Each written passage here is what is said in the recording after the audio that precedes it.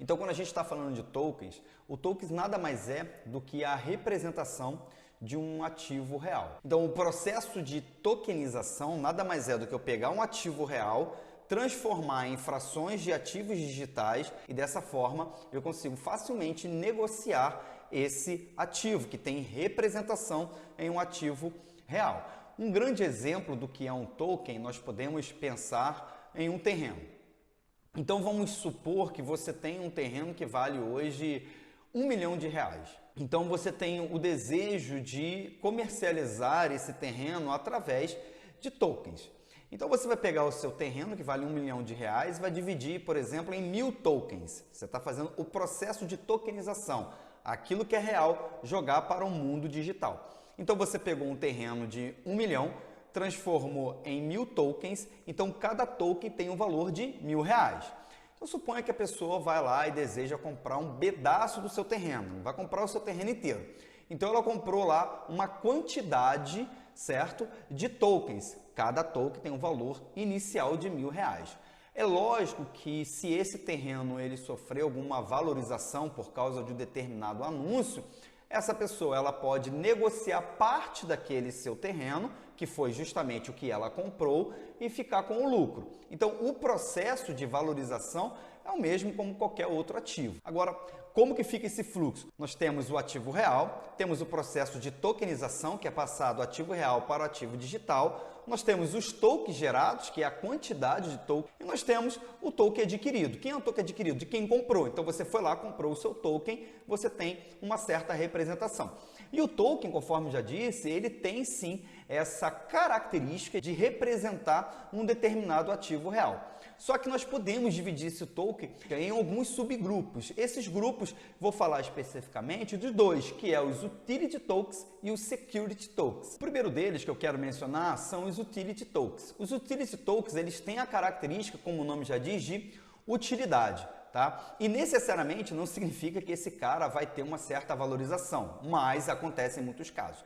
Um grande exemplo dos Utilities Tokens, nós podemos observar muitos times de futebol emitindo seus tokens. E o que tem como característica esses tokens? A característica desses tokens dos times de futebol é justamente aproximar o seu torcedor do seu time.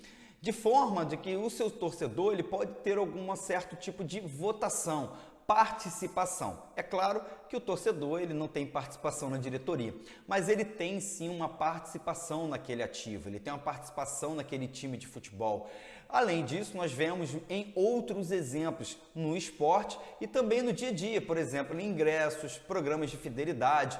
É comum hoje em dia os sistemas de milhas nos cartões de crédito. Provavelmente no futuro isso vai migrar para os tokens também.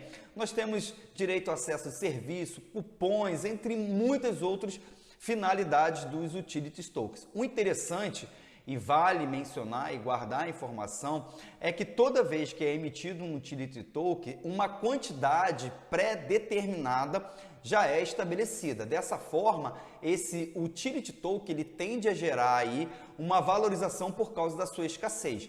Não significa que ele vai valorizar. Mas o que nós estamos reparando no mercado? Estamos reparando que os times de futebol, os tokens dos times de futebol estão valorizando. Isso é muito bom para o investidor. Agora, outra característica dos tokens são os Security Tokens. Os Security Tokens têm uma característica bem parecida com o mercado de ações. Ele tem uma representação em um determinado ativo, ele também tem as suas leis, as suas regras, e elas precisam ser estabelecidas. E além disso, somente para eu acrescentar esse raciocínio, eu quero falar um pouquinho sobre os NFTs, que são os tokens não fundíveis. Isso significa que esse tipo de token ele não pode ser substituído. O que eu quero dizer? Vamos imaginar que você tem dinheiro suficiente para comprar o carro do James Bond. Quando você vai lá e compra o carro do James Bond, você pode até comprar um outro carro parecido, mas não com o mesmo valor de mercado.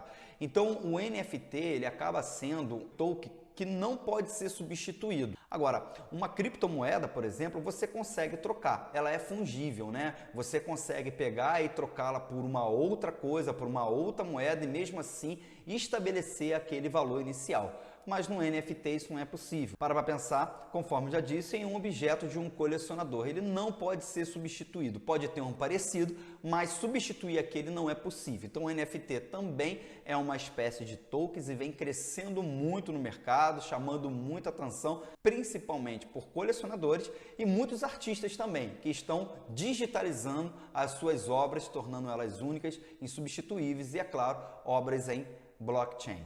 Então, basicamente, essa é a estrutura quando nós falamos de tokens e o processo de tokenização.